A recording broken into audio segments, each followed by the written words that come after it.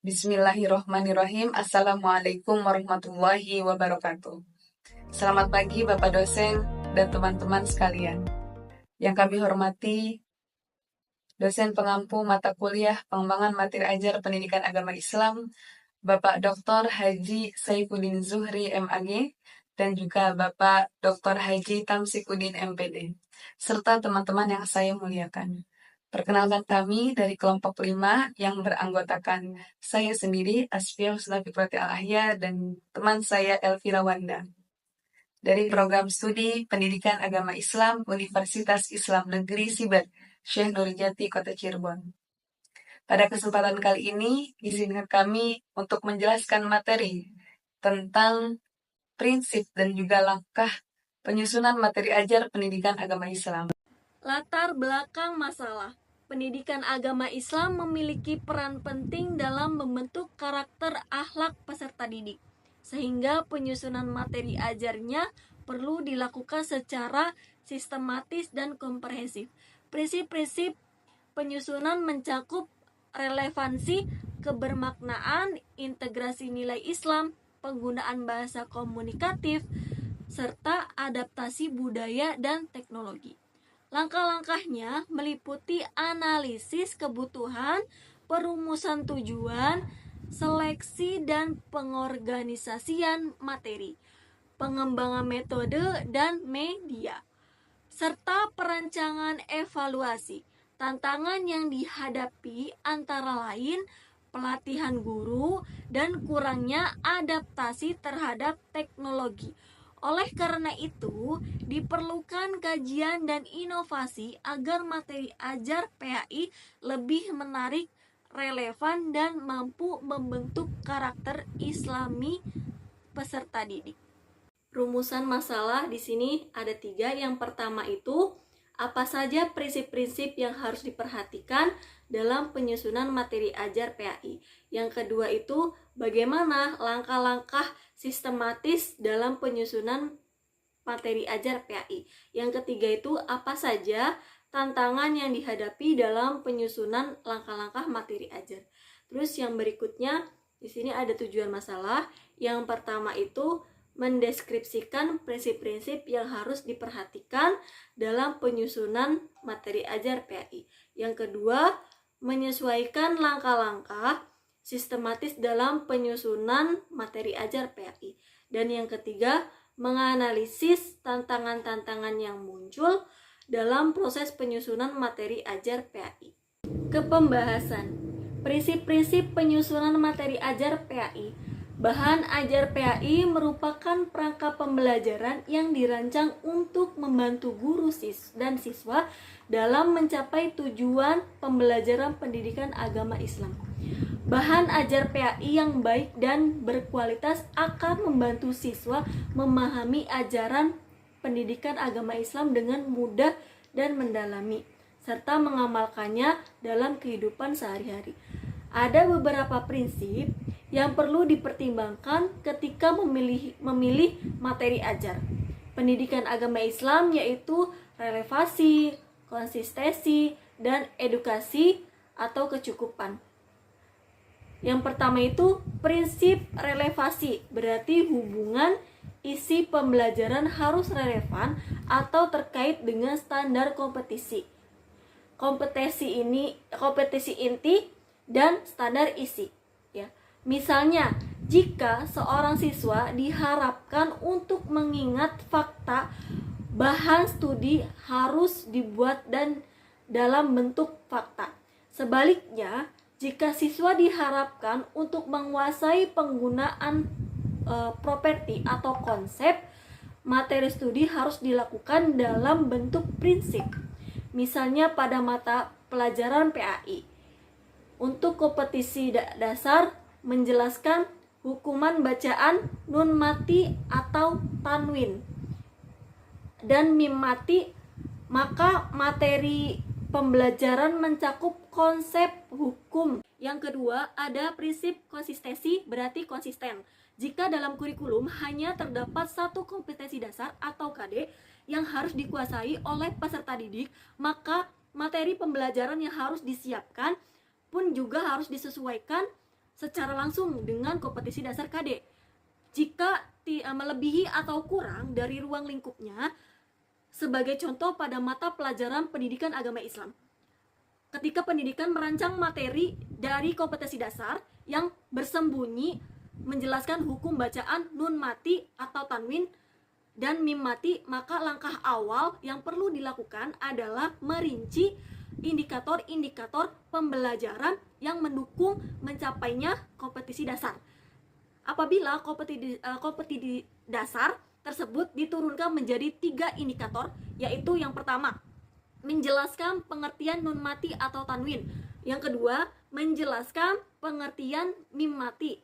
Maka materi yang dikembangkan harus mencakup 3 indikator tersebut secara seimbang. Di luar kecakupan tersebut, materi tambahan tidak perlu dikembangkan agar tidak melenceng dari arah pencapaian. Yang ketiga, itu ada prinsip edukasi atau kecukupan. Artinya, materi yang disusun harus cukup memadai untuk membantu siswa mencapai kompetisi dasar yang ditentukan. Materi yang terlalu sedikit dikhawatirkan tidak mampu mendukung mencapainya tujuan pembelajaran secara optimal. Sebaiknya, jika materi disusun secara berlebihan, hal ini justru akan mengakibatkan pemborosan waktu, energi, dan sumber daya atau proses belajar mengajar. Sebagai ilustrasi, jika kompetisi dasar atau KD yang ingin dicapai masih dalam konteks hukum bacaan nun mati atau tanwin dan mim mati dengan indikator yang telah disebutkan sebelumnya, maka materi pembelajaran harus dikembangkan secara komprehensif untuk mendukung ketiga indikator tersebut tanpa menambahkan hal-hal yang di luar konteks agar proses pembelajaran tetap fokus dan efisien. Pada kesempatan kali ini, saya akan menjelaskan terkait langkah-langkah penyusunan materi ajar pendidikan agama Islam, yaitu terbagi menjadi 5 tahapan. Tahapan yang pertama adalah tahap analisis, kemudian yang kedua adalah tahap perancangan, dan yang ketiga adalah tahap pengembangan, yang keempat tahap implementasi, dan yang terakhir adalah tahap evaluasi. Yang pertama adalah tahap analisis. Tahap analisis adalah merupakan langkah awal dan fundamental dalam pengembangan bahan ajar pendidikan agama Islam. Pada tahap ini, pengembang bahan ajar pendidikan agama Islam melakukan berbagai kegiatan analisis untuk memastikan bahwa bahan ajar yang dikembangkan sudah sesuai dengan kebutuhan dan karakteristik pembelajaran.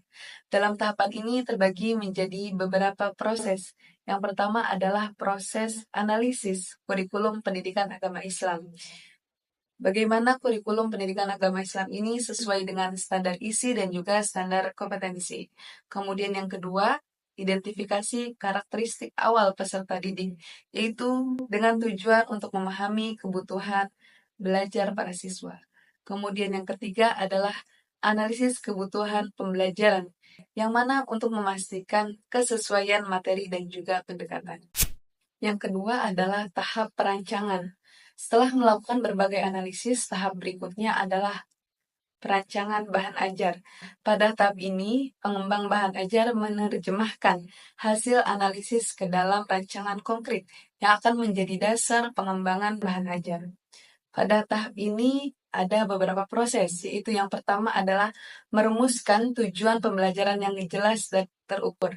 Dan yang kedua, menyusun peta konsep dan garis besar isi dari bahan ajar itu. Dan yang ketiga, memilih dan mengorganisasi materi sesuai urgensi dan juga keterkaitan. Dan yang keempat, bagaimana merancang strategi pembelajaran agar menjadi lebih variatif dan juga kreatif. Yang ketiga adalah tahap pengembangan. Pada tahap ini, pengembang bahan ajar mengimplementasikan rancangan yang telah dibuat pada tahap sebelumnya menjadi produk bahan ajar yang konkret. Adapun proses pada tahap pengembangan, yaitu yang pertama adalah mengembangkan bahan ajar dengan memperhatikan keakuratan dari isi materi tersebut. Kemudian yang kedua, mendesain media dan instrumen pendukung dari pembelajaran. Kemudian yang ketiga adalah mengintegrasikan antara teknologi digital dan juga efektivitas penyampaian. Dan yang keempat, menyesuaikan bahan ajar dengan gaya belajar dan tingkat kognitif para peserta didik. Yang keempat adalah tahap implementasi. Pada tahap ini dilakukan beberapa proses, yaitu yang pertama adalah tahap uji coba. Pada tahapan ini, yaitu bahan ajar yang sudah dikembangkan dapat diuji coba di dalam kelas. Uji coba ini dapat dilakukan secara bertahap. Kemudian, proses yang kedua adalah pengumpulan masukan. Selama proses uji coba berlangsung, guru dan siswa memberikan masukan terhadap kemudahan penggunaan, kemudian kejelasan penyampaian materi, dan juga efektivitas dari bahan ajar dalam membantu proses belajar. Kemudian yang ketiga yaitu adalah penyempurnaan bahan ajar setelah mendapatkan masukan dari guru dan juga peserta didik. Yang kelima adalah tahap evaluasi. Pada tahap ini dilakukan beberapa proses, yaitu yang pertama adalah perancangan evaluasi. Bagaimana evaluasi ini dirancang sesuai dengan tujuan pembelajaran. Kemudian yang kedua adalah pelaksanaan evaluasi. Bagaimana evaluasi ini dilakukan dengan baik secara langsung pada proses pembelajaran. Kemudian yang ketiga adalah analisis data evaluasi. Hasil evaluasi dianalisis untuk mengetahui sejauh mana peserta didik memahami materi. Kemudian yang terakhir adalah tindak lanjut dan juga perbaikan. Hasil evaluasi dilakukan berdasarkan hasil evaluasi, maka perlu dilakukan perbaikan langkah demi langkah. Tujuannya adalah untuk menyempurnakan metode pembelajaran dan juga meningkatkan kualitas bahan ajar dan juga efektivitas pembelajaran pendidikan agama Islam. Dilanjut, di sini ada tantangan yang dihadapi dalam penyusunan langkah-langkah materi ajar PAI. Yang pertama itu ada keterbatasan sumber daya manusia. Tidak semua sekolah memiliki tenaga pendidik yang kompeten dalam bidang pendidikan, agama Islam, dan pengembangan kurikulum. Hal ini disebabkan bahan ajar yang dikembangkan cenderung bersifat konvensional dan kurang inovatif karena guru masih dominan menggunakan metode ceramah dan belum menguasai metode pembelajaran yang variatif serta inovatif. Nah, yang kedua itu ada keterbatasan anggaran dan fasilitas. Pengadaan teknologi dan media pembelajaran yang memadai sering terkendala oleh keterbatasan anggaran, terutama di daerah terpencil yang sulit mengakses fasilitas pendidikan modern. Keterbatasan infrastruktural terkategori terteknologi juga menjadi jembatan dalam mengembangkan bahan ajar berbasis multimedia. Nah, yang ketiga ada perubahan sosial dan budaya. Globalisasi dan pengembangan teknologi menuntut bahan ajar untuk terus diperbaharui agar tetap relevan dengan konteks sosial dan budaya peserta didik. Namun, proses perubahan ini memerlukan upaya berkelanjutan dan kolaborasi antara guru, pemerintah, dan masyarakat yang tidak mudah dilakukan. Yang keempat, keberagaman peserta didik. Perbedaan latar belakang, budaya, tingkat pemahaman, dan keagamaan peserta didik menurut materi ajar yang inklusif dalam adaptif agar dapat menghargai keberagaman tersebut serta penyesuaian metode pembelajaran dengan karakteristik siswa, ya. Terus yang kelima, kurangnya kompetensi guru dalam teknologi. Ya.